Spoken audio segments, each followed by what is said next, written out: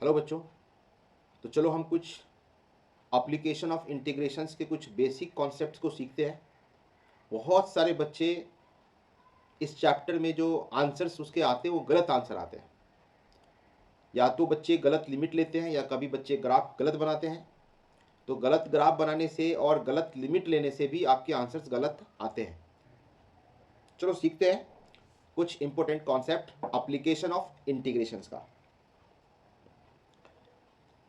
सबसे पहले आपको इस चैप्टर में ये ध्यान रखना है कि सपोज करो आपके पास कोई भी एक ग्राफ बन रहा हो इस तरह का। ये हमारा एक्स एक्सिस है और ये हमारा वाई एक्सिस है। अब मान लो आपके कुछ इस तरह का कोई ग्राफ बन रहा है। सपोज करो कि आपका जो ग्राफ है इसमें आपको एरिया निकालना है x equal to A. Suppose करो ये पॉइंट आपका a कॉमा 0 है और ये पॉइंट आपका b कॉमा 0 है और ये पॉइंट आपका c कॉमा 0 है। और आपको एरिया निकालना है a टू c। आपको एरिया निकालना है, यानी आपका जो शेडेड रीजन है ये आपका पूरा का पूरा एरिया, आपको यहां से यहां तक का एरिया निकालना है पूरा। तो बच्चे अगर आप इस क्वेश्चंस को ऐसे बनाते हो कि integrations of a to c f of x dx ले करके अगर आप डायरेक्टली निकालते हो आंसर्स, क्योंकि ये आपका जो फंक्शन है ये y equal to F of X का फंक्शन है। अगर आप यहां से डायरेक्टली इंटीग्रेट करके आंसर निकालते हो तो ये आंसर आपका गलत आएगा। क्यों गलत आएगा? तो उसका रीजन ये है बच्चों कि देखो ये जो एरिया आ रहा है आपको, देखो बी टू सी में जो ये आपका जो फंक्शन है, ये जो फंक्शन है आपका बी टू सी में, ये फंक्शन आपका निगेटिव वैल्यू दे रहा है। तो जब आप इस एरिया को कैलकुलेट करोगे, इस एरिया को, तो आपको क्या लिखना पड़ेगा? एरिया बी टू सी में जो एरिया आएगा F of x under F of x, उस एरिया में आपको क्या लेना पड़ेगा? मॉड लेना पड़ेगा। और यहां पे फिर प्लस करना है। और ए टू सी में, ए टू बी में जो आपका एरिया आएगा, क्योंकि फंक्शन पॉजिटिव है तो आपको यहाँ पे पॉजिटिव वैल्यू आएगा। यहाँ पे फंक्शन निगेटिव है तो आपको यहाँ निगेटिव वैल्यू मिलेगा। तो आपको सही तरीका है कि आप जब भी कोई फंक्शन निगेटिव वैल्यू दे रहा हो, एरिया अंडर कर्व निकालने के लिए आपको क्या करना पड़ेगा? मॉड का यूज करना पड़ेगा। ठीक है, तो चलो हम इसको कुछ एक एग्जांपल से समझते हैं। 0 से 2 पाई साइन एक्स का एरिया निकालना है। ये साइन एक्स का एरिया जो होगा ये यहां से यहां तक आ रहा है 0 से 2 पाई में, और हमारा जो फंक्शन है वो साइन एक्स का है। ये जो फंक्शन है वो F of X is equal to sine X है। तो आपको सही तरीका आपका क्या है कि आपको क्या करना पड़ेगा? 0 से पाई, ये जो पॉइंट है, पॉइंट ऑफ इंटरसेक्शन, ये आपका पाई हो रहा है। तो बेसिकली 0 पाई एंड 2 पाई।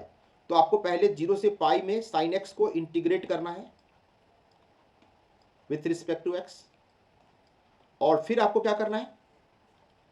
और आपको फिर यहां पे पाई से 2 पाई लेना है, पाई से 2 pi sine x D x, sine x D x. और आपको याद रखना है कि यहाँ पे आपको मॉड लेना पड़ेगा। यहाँ पे आपको क्या करना है? मॉड लेना है। अगर आप यहाँ पे मॉड नहीं लेते हो तो आपके आंसर्स डेफिनेटली गलत आएंगे। तो आपको यहाँ पे मॉड लेना है। तो देखो अगर मैं यहाँ पे मॉड लेके आंसर निकालता हूँ तो आपके आंसर्स कितने आने चाहिए? तो जब आप इसको कैलकुलेट करोगे तो आपका जो है ये माइनस कॉस एक्स होता है बच्चों, और ये वैल्यू आपका हो जाएगा 0 टू पाई, और प्लस यहाँ पे भी आपका जो है ये कॉस एक्स हो जाता है माइनस में, और ये वैल्यू भी आपका क्या है? पाई से 2 पाई है। जब आप इसको कैलकुलेट करोगे तो ये वैल्यू आपको सॉल्व होकर कॉस पाई माइनस 1 होता है तो ये आपका 1 हो जाएगा, minus cos 0, cos 0 minus minus plus हो तो ये प्लस 1 हो जाएगा। तो फाइनली आपका यहाँ से 2 आता है, और यहाँ पे भी आपका जो वैल्यू है कॉस पाई की वैल्यू कॉस 2 पाई माइनस 1 होता है, और फिर माइनस माइनस 1 हो जाएगा, फिर यहाँ पे माइनस 1 हो जाएगा। तो फाइनली ये वैल्यू भी आपका मॉड में है। चूंकि ये वैल्यू मॉड में है तो आपका जो वैल्यू आता है यहाँ पे क्या आता है? 2 and plus 2 is equal to कितना? 4 आता है। तो ये आपका फाइनल आंसर है बच्चों। लेकिन जरा आप एक बात, अगर आप इसी क्वेश्चंस को, अगर आप बच्चे की अगर आप इसको अगर डायरेक्टली इंटीग्रेट करते तो आपके पास ये आता 0 टू 2 पाई। मान लो कोई बच्चा है जो 0 से 2 पाई में साइन एक्स को इंटीग्रेट कर दिया है, तो डेफिनेटली उसके जो आंसर्स आएंगे वो गलत आएंगे। कैसे? देखो, साइन एक्स का इंटीग्रेशन क्या होता है, माइनस कॉस एक्स हो जाएगा, और यहां पे आपको क्या रखना है, 0 से 2 पाई। जब आप यहां से 0 से 2 पाई रखोगे तो कॉस 2 पाई पे वैल्यू मिल जाएगा 1, तो ये आ जाएगा आपका -1, एंड माइनस कॉस 0 कितना होता है 1, तो +1 हो जाएगा।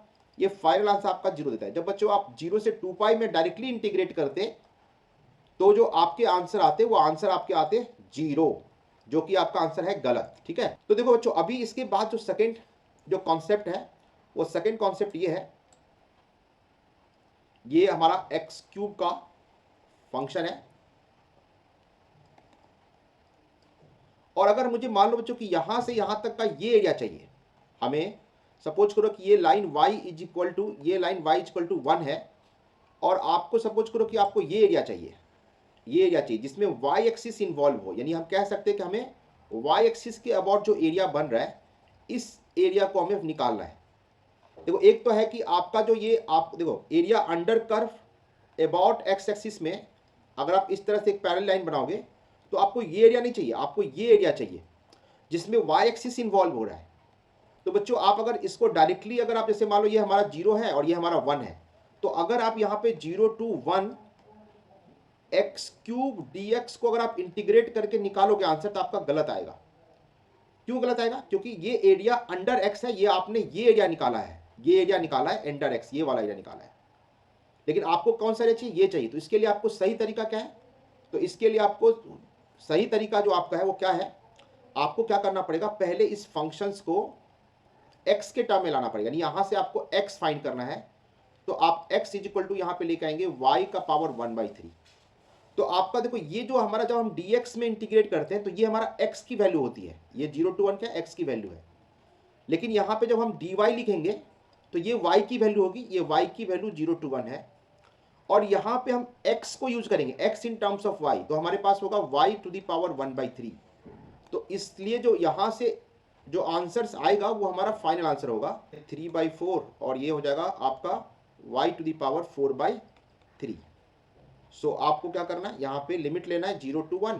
तो जब आप इसको 0 टू 1 ले रहे हो तो आपका जो आंसर आएगा वो आपका आंसर क्या आएगा, 1 डालने से 1 आएगा, तो 3/4 इंटू 1, ये आपका फाइनल आंसर क्या होगा, 3/4।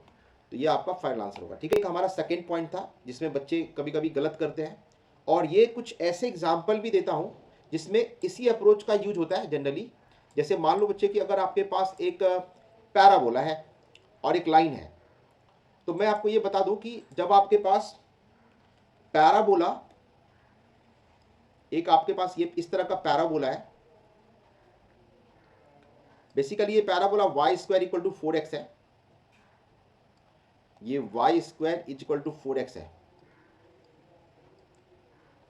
और एक लाइन है जो ये लाइन यहां से वर्टेक्स से पास करते हुए कुछ ऐसे जा रही है, नो सॉरी, एक लाइन है आपका जो ये लाइन कुछ इस तरीके से जा रही है। अब बच्चे, अगर आपको ये एरिया चाहिए, सपोज करो आपको अगर ये एरिया चाहिए, ये एरिया, अगर आप यहाँ पे x axis, about x axis आप यूज करते हो तो आपको काफ़ी परेशानी होगा इस एरिया को निकालने के लिए। तो सबसे बेहतर तरीका है कि इसको y के अबाउट में आप इसको इंटीग्रेट कर लो, तो आपके फाइनली आंसर बहुत आसानी से आ जाएंगे।